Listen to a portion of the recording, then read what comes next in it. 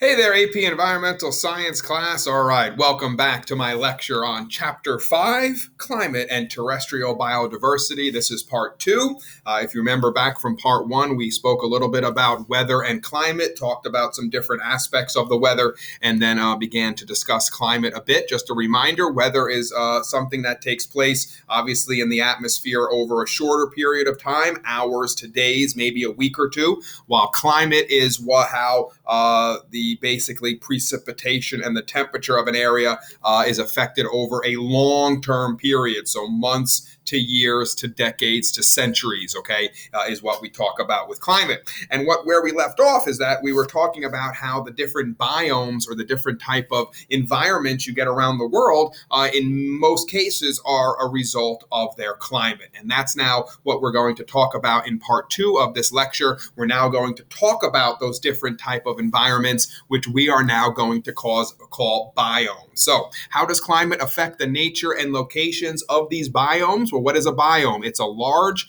terrestrial region. Again, terrestrial meaning on ground, okay? So we're not talking about aquatic. We're not talking about in the ocean. We're talking about terrestrial regions. They're large. Each of them are characterized by different type of climate and plant life. And the plant life, obviously, is a result of the climate, and they are not going to be uniform, okay? They are going to be different. So how does climate affect the nature and locations of biomes? You can see this is basically the northern hemisphere, all right, of the United States. And you'll notice certain latitudes tend to have different types of biomes. So you'll notice lower latitudes here, we're talking about tropical rainforest, tropical grasslands, again, close to the equator. Then in kind of the middle, you get some temperate deciduous forest. That's what we have here in Ardsley, something called Chaparral biome, which we'll talk about in a bit. Chaparral is my favorite, maybe because it's a kind of cool word, right? Chaparral. We have the temperate grasslands, temperate deserts. Then a little further north, you got your evergreen coniferous forest. Coniferous are pine trees or trees that do not lose their leaves in the fall. And you got cold deserts, and then you got the Arctic tundra up by the North Pole. So again, the climate is what is affecting what is growing and what is living in each of these regions, in each of these biomes. And once again, just another look at all the different biomes around the world. Again, you'll notice, you'll notice we have deserts here, right? We have your coniferous forests in the greens up to the north, all right, et cetera, et cetera. So you can kind of take a look at this picture. You don't have to memorize it, but obviously kind of a general idea of the structure of these biomes and kind of where they're located around the earth. So what we're going to do now is we're going to talk about each specific type of biome. We're also going to look at some climographs of those biomes, and you are going to have to at least, again, you don't have to memorize these climographs that I'll show you, but you definitely need to understand different biomes and what their climograph may or may not look like. So desert, all right, again, there are three types of deserts. What is a desert? A desert is a biome where the annual precipitation is low. Again, precipitation, rain, snow, sleet, anything falling from the sky, and scattered unevenly throughout the year, that precipitation. So we have tropical deserts, we have temperate deserts, and we have something called cold deserts. Desert ecosystems are very vulnerable to disruption, and that's because their slow plant growth and low species diversity means that they don't heal themselves very quickly. In addition, there's slow nutrient cycling in ecosystem deserts because mainly there's not a lot of water available. So because of that, when you disrupt a desert, it takes a long time for the desert to heal itself, quote unquote. Okay, and that's something we'll talk more about as we go through the rest of this course. So first off, here is your tropical desert, okay? And this is probably the desert you think about when you think about deserts, right? With the sand dunes and, camels walking through the desert and things like that, okay? So kind of here's a picture of it right here. And here is the climograph. So you'll notice where you see this blue shading, that's precipitation. So as you'll notice, very, very low precip in these tropical deserts, right? Barely get any rain throughout the year. Here is your temperature, all right, throughout the season. Again, this is the climograph. And here you'll notice the temperature, is hot pretty much year round. Okay, so that's your tropical desert. Here's your temperate desert. So this would be more like what you're going to see in the southwest of the United States, right? You got some cactus, you got some of that very low growing shrubs there. And you'll notice for the temperate deserts, a little more rain, right? This is that blue shading here, a little more rain or snow, a little more precipitation than in the tropical desert, but still very, very low. When it comes to temperature, all right, there is a variety of temperature in a temperate desert. You do have it, a little colder in the winter than it is in the summer months. Okay, maybe not as cold as in some other regions, but still you get some little bit of a temperature change in these temperate deserts between the seasons. And then the final one is a cold desert. This is actually what occurs up near the North and South poles. And you'll notice still very little precipitation. Obviously, in the winter, if this is a northern hemisphere one, right? January, February, November, December, it's very cold, right? Average temperature below 0 Celsius. And in the summer, it warms up. So you do have a little bit of variety in temperature in these cold deserts. The real point, though, of a desert is not necessarily the temperature, it's the precipitation. And as you've noticed in all three of these examples, that blue shading, which shows us the mean monthly precip, very, very low. Okay, so again, you don't have to memorize these climagraphs per se, but do understand, all right, what climograph kind of goes with what type of biome here. All right, so Science Focus 5.1 just talks about staying alive in the desert, some of the adaptations that plants and animals have had to survive. Obviously, water conservation, very important, plant water conservation. So what do? They go dormant. What does that mean? They go to sleep for the dry months, so they don't use a lot of water. They have very deep roots to try to get down to that groundwater well under the ground. They store water in leaves. They have waxy leaves that actually reduce water loss into the atmosphere, that transpiration we talked about. Well, waxy leaves reduces that transpiration, so it keeps the water in the leaves of the plant. And they only open their pores at night. You may have heard that about cacti, that they only open their pores at night when it's cooler, so you don't get as much evaporation of water through the pores of the plant.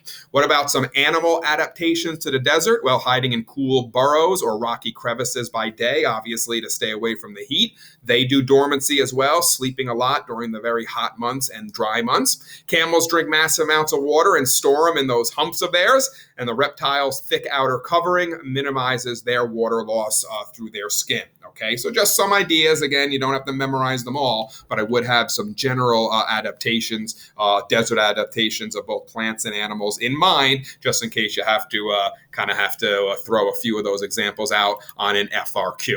All right, next type of biome we're going to talk about are grasslands. So grasslands exist in continent interiors. So basically in the middle of continents is where you're going to see grasslands. You're not going to see them a lot near the ocean. They're areas that are too moist for deserts, but too dry for forests. So there's more rain in a grassland than you would get in a desert. That's why you're getting a lot of grasses to grow. But it's too dry to get big trees to grow. So for big trees to grow, you need a lot of rain. The grasslands don't have that much rain. So that's why we get a lot of grasses and kind of shorter trees in the grasslands, but you're not going to get a lot of trees because it is still a little too dry. 3 types of grasslands, very similar to the deserts. You have the tropical, you have the temperate, and you have the cold, which we call the Arctic tundra. So here is the probably the grasslands you think about when you think about grasslands, the tropical grasslands, otherwise known as the savanna. All right, this is obviously Africa. You get some zebras there. Again, mainly grass, maybe 1 or 2 trees here or there. What you'll notice, and again, these are all northern hemisphere locations, guys, these climagraphs that we're looking at. You'll notice the winter months, you get some rain in the grasslands. Summer months, pretty much totally dry. And you'll notice in the tropical grasslands, temperature is pretty much constant. Again, near the equator, the temperature doesn't fluctuate much. So in these tropical areas, the temperature pretty much stays high year round. Here are your temperate grasslands, known as the prairies. All right, this is what we would see in the interior of the United States, maybe Kansas, Nebraska, things like that. Okay, what you'll notice with the temperate grasslands, again, a little more of a temperature range range because it's temperate, so it's cold in the winter, warm in the summer. And you'll notice there is a decent amount of precipitation around, okay, but certainly not enough to support a large number of trees. You'll see some trees here or there, but definitely not enough for a forest. But you'll get more rain in a temperate grassland, in a prairie, than you will in a savanna or that tropical grassland. Last grassland we'll talk about is the cold grassland. Another word for that is the Arctic tundra. You'll notice precipitation much, much lower than we saw in either the tropical or the temperate grassland. So almost like a desert, even though technically there's a little more precipitation in the cold grassland in the Arctic tundra than there is in that cold desert we talked about, but still not a lot of precip. And you'll notice the temperature varies very cold in the winter to rather warm in the summer. Okay. All right. So just again to talk about them in a little more detail. Tropical, again, we call the savanna, warm temperatures year round. You get grazing and browsing animals in that savanna. The temperate grasslands, cold winters, hot, dry summers. Again, the climograph showed that for us. You have tall grass prairies, also short grass prairies, and often these prairies are converted to farmland, and we'll talk about that more in just a couple of slides, okay? But when you think about all those wheat fields in Iowa, right, and in Kansas and Nebraska, they were once prairies, okay, and they were converted to farmland some time ago. And actually, we're going to talk about it right now. So what is basically happening here is natural capital degradation, because what this used to be was a prairie, and a prairie actually has a lot of biodiversity to it. You have different types of grasses, different types of flowers growing, maybe a tree or two here or there that can support all different types of life. Well, unfortunately, those prairies have been turned into farmland. So you'll notice here we have, this is basically wheat. It is you turned a temperate grassland into a monoculture. Monoculture means one type of plant. So you can imagine that this is a biodiversity killer, because now only animals or creatures or organisms that can live in wheat will live here in this field. That the prairie that was there that had all the different types of grasses and flowers and a couple of trees, they're all gone. So all those organisms can't live there anymore. So again, taking prairies and turning them into monoculture agriculture, where you have just one type of crop growing for miles and miles and miles, is actually a killer for biodiversity. We'll talk more about this when we talk about sustainable agriculture, which is coming up in a couple of chapters. All right, so just finishing up, again, we're talking about the grasslands, basically putting in words what we saw in those climographs. The Arctic tundra, all right, plants close to the ground to conserve heat. Most growth is in the short summer period. Animals have thick fur, and you get something called permafrost, which means the underground soil that stays frozen constantly, never melts. Okay, that's what's called permafrost, and you get that up in the Arctic tundra. There's also something called the alpine tundra, which is above the tree line in mountains. Believe it or not, in northern New York State, if you hike a few of the peaks that are over 5,000 feet, I haven't done Mount Marcy, but I did Algonquin, and when you get about 4,500 feet up, believe it or not, it begins to look like an Arctic tundra. Obviously, it's not the Arctic, but we call it an alpine tundra because it's high in the mountains. So if any of you guys ever get a chance to go hike up in the Adirondacks, maybe you'll never get a chance to go to the North Pole, but you can actually see what a tundra looks like by getting above like 4,500 feet or so in the not in the Catskills, in the Adirondacks up in northern New York State. So anyway, if any of you guys are into hiking. All right, next we're going to talk about the Chaparral, a dry temperate biome. Again, I just like this because I like saying Chaparral. I think that's a kind of cool word to say. But what is Chaparral? This occurs in coastal regions that border deserts. There's dense growths of low-growing evergreen shrubs, some small trees with leathery leaves, thin soil, and adapted to and maintained by occasional fires. So Chaparral looks like this. Okay, this is actually the Rio Grande Valley in New Mexico. If any of you have ever been to California, all right, right along the coast in California, Los Angeles, San Francisco, San Diego, they have this type of environment, this Chaparral biome. And if you actually travel to California California, you would see stuff like this. So Italy is also like this as well.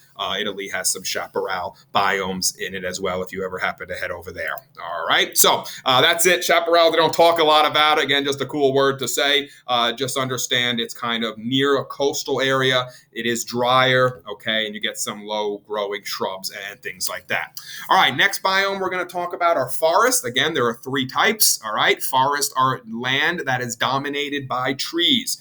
Same thing as before, tropical forest, temperate forest, and cold forest, which we call the northern coniferous and boreal forests. All right, so once again, looking at some climagraphs, here's your tropical rainforest, right? So tropical, down by the equator, temperature stays warm all year round, and you'll notice while there is a little bit of some dip in the rainfall in the summer months, obviously, a lot of blue here. We haven't seen a lot of blue in those other climagraphs. That means a lot of rain is falling in your tropical rainforest. This is your temperate deciduous forest. This is us, guys. This is Ardsley, all right? This is New York State, all right? Most of New York State except down on Long Island. This is kind of what you're getting. You'll notice a decent amount of precipitation pretty much year-round, really no dry season or wet season per se. And you'll notice the temperature is temperate, meaning colder in the winter, warmer in the summer, and then gets colder in the winter once again. Here's your northern coniferous forest, otherwise known as a boreal forest or a taiga. All right, these are coniferous trees, are ones that don't lose their leaves, so pine trees, okay? And what you'll notice in these northern coniferous forests, a little bit less rain, but again, still more than in deserts, all right, but less than in the temperate forest or in the tropical rainforest. And you'll notice bigger variety in temperature, very cold in the winter, much warmer in the summer. That's your northern coniferous forest. Again, don't need to memorize the climograph, but definitely have an understanding of what the climograph is telling you and be able to link some of these climographs to some of these different types of biomes. So again, putting what we saw on the graph in words: tropical rainforest, hot, high moisture air, stratification of specialized plant and animal niches, rapid recycling of scarce soil nutrients. And what is the impact of human activities in a rainforest? Well, when we cut rainforests down to produce cropland, what are we doing? We're taking all that biodiversity and then making it into a monoculture, maybe soybean or something like that. Again, it's a killer to biodiversity. All right, and again, we talked about in a previous chapter how most of the Earth's biodiversity is occurring in these tropical rainforests. And this kind of talks about why. Okay, this is that the fact that you can have that stratification of layers in a tropical rainforest, and in each different layer you have an animal, a different niche there, and so different animals are doing different things. And so you actually have a ground layer, a shrub layer, an understory, a canopy, an emergent layer up near the sky. And believe it or not, animals that live up in the emergent layer may not interact with organisms that live in the ground layer, and animals that live in the understory may not interact with animals that live in the emergent layer. So it's almost like in a tropical rainforest, you got 1, 2, 3, 4, 5 different types of environments for creatures to live in and to evolve in and to adapt in. And so this is why tropical rainforests have such high biodiversity. Look, from the ground all the way up to 45 meters above the ground, you have these different stratified layers where you have different animals evolving together and adapting together and making different species, right? We talked about it in the previous in the previous chapter about evolution and how natural selection causes different species. Well, there you go. This is why a tropical rainforest is so biodiverse, because it has all these layers, all these canopies they talk about, or like layers. Obviously, this is the canopy, but all of them are layers, right? And you got different animals evolving in all these different layers. So again, tropical rainforest is where most of our biodiversity is located. Your temperate deciduous forest, again, this is Ardsley, cooler temperatures, abundant moisture. You have those broadleaf deciduous trees like we see out here, oak and maple. Slow rate of decomposition. And what is the impact of human activities on temperate forests? Well, obviously, when we cut them down to make trees, like to make wood, right, for lumber. Deforestation, all right, killing that biodiversity. And here's just a nice picture of this would be more of a coniferous forest, I think, but again, because I'm seeing pine trees right in front here, but I think in the back I see some of those deciduous trees. So again, this is a scene that you would see here in Ardsley, or maybe a little further north if you get more of those pine trees. That's the coniferous forest. We have the coastal coniferous forest, also called temperate rainforest. All right, this would be what you would get in Washington State and in Oregon, found in scattered coastal regions, ample rainfall, moisture from fog, and you get those evergreen coniferous trees. Again, those are the ones that don't lose their leaves, your pine needles. The cold northern coniferous forest, also called the boreal or taigas, they're basically south of the Arctic tundra. The Arctic tundra is up by the North Pole, so this is just south of that. Okay, you get these the cold coniferous forests, and there you're getting cold winters, and you are getting short summers. Okay, just a couple left here. The last biome we're going to talk about are mountains. All right, mountains play important ecological roles. What are mountains? Well, they're steep areas with steep or high elevation. A large portion of the world's forests are located in mountains. They're islands of biodiversity because, again, think about it. Islands, you get up into the mountain, it's very hard to interact with creatures on the valley floor, right? So the higher you get up into the mountains, the more creatures are amongst themselves evolving, and you get new species to form. So maybe a new species would be at the top of the mountain compared to in the valley because they're not really interacting with one another anymore. Habitats for an endemic species, they help regulate the Earth's climate, and they're major storehouses of water, okay, which play a role in the hydrologic cycle of the water cycle. Why is that? Because many of our mountain peaks are snowpacked, okay, especially in the winter, and that stores the water that then is gradually released in the summer as that snowpack melts. So in case you didn't know what a mountain looked like, they put a picture in here for you. All right, obviously this is a mountainous region. You'll see some snow left in the peak up in the back here, and again, you'll notice the coniferous forest there. So I would argue this is a scene up north, maybe in Canada, maybe in Russia somewhere, closer to that Arctic Circle, where then you get above that, and the Arctic tundra ends up showing up. Okay, last thing we talk about here are some critical concepts, the valuation of natural capital. So we're going to start talking about, and this goes back to that full cost pricing we talked about a couple of units ago. How do we put value on the Earth's natural capital? So Robert Costanza and his colleagues estimate the economic value of ecosystem services by the Earth's forests. So just the Earth's forests, what they do for us, what they naturally, how they help the ecosystem, actually amounts to $15.6 trillion per year. Think about that. Okay, for a second, all right? That's what, again, just what they do naturally for us. Far greater in value than the amount of money the felled timber would bring. What is felled timber? Cutting the timber down. So cutting the timber down and making lumber to build homes actually will not make as much money as the ecosystem services that forest provides. You'll notice here now the problem, right? So underpricing of natural resources when not considering the services they provide leads to unsustainable management. So the price of lumber is the price of lumber. We're not putting in the fact that that tree had some ecosystem service that it was doing for us. We're not factoring in that money into the price of lumber. If we did, the price of lumber would skyrocket, and then maybe people would come up with a different way or a better way or a man-made way to build homes or to build structures, right? That's what we're talking about here, okay? And again, I think we did talk a little bit about this when we talked about full cost pricing in the first unit. Again, that was an intro unit. Now we're going to talk about how we can actually use this. So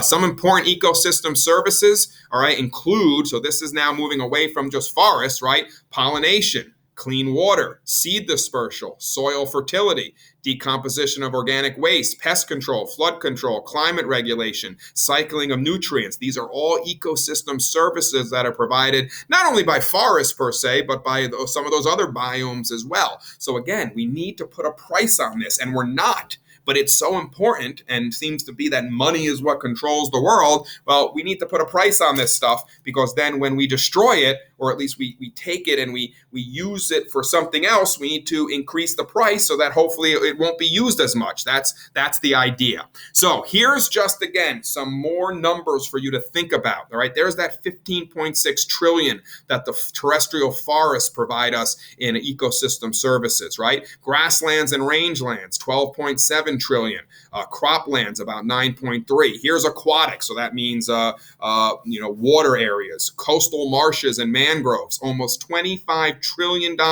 worth of ecosystem services per year provided by the coastal marshes and mangroves. Again, we're not really putting a number on it, but if you did, that would be what the number would be. So now you can see when we take a coastal marsh and we cut it down, fill it in, and create, let's say, a rice field, right? Well, a rice field, yes, it feeds people, that's important, but you're not making $25 trillion off of that rice.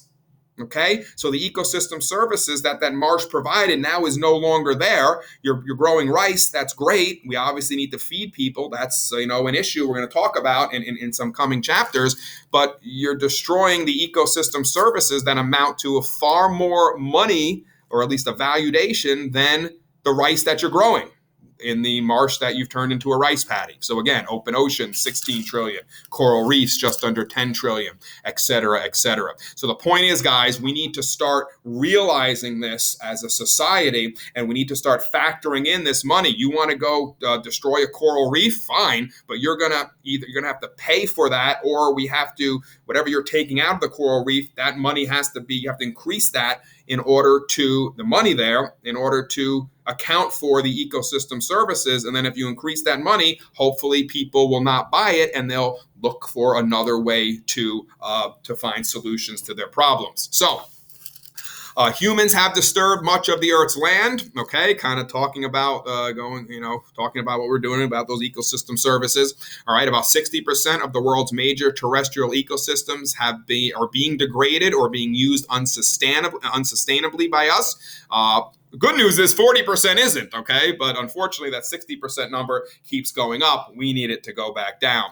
And that's because the human ecological footprint is spreading across the globe. So this is our last chart here, our last slide. Here is a chart, natural capital degradation, major human impacts on terrestrial ecosystems. So again, you don't have to memorize this chart, but I would have at least one or two of these in mind so that if you need to use them on an FRQ, you can. So deserts, large desert cities, destruction of soil and underground habitat by off-road vehicles, depletion of groundwater, land disturbance from mineral extraction. Grasslands, we're converting to cropland. Okay, we're overgrazing with livestock, etc. Forest clearing for agriculture, timber, grazing, urban development. We're converting diverse forests into tree plantations. Again, you got all Christmas trees row by row. That's a biodiversity killer. Damage from off-road vehicles, pollution of forested streams, and then in the mountains, agriculture, timber, and mineral extraction, degrading our mountainous areas. Hydroelectric dams and reservoirs, air pollution from urban areas, and soil damage from off-road vehicles. So again, don't need to memorize the entire chart, but definitely have a few understandings there just in case you need to pull it out on an FRQ. All right, so that finishes my lecture on Chapter 5, and as always, thanks for listening.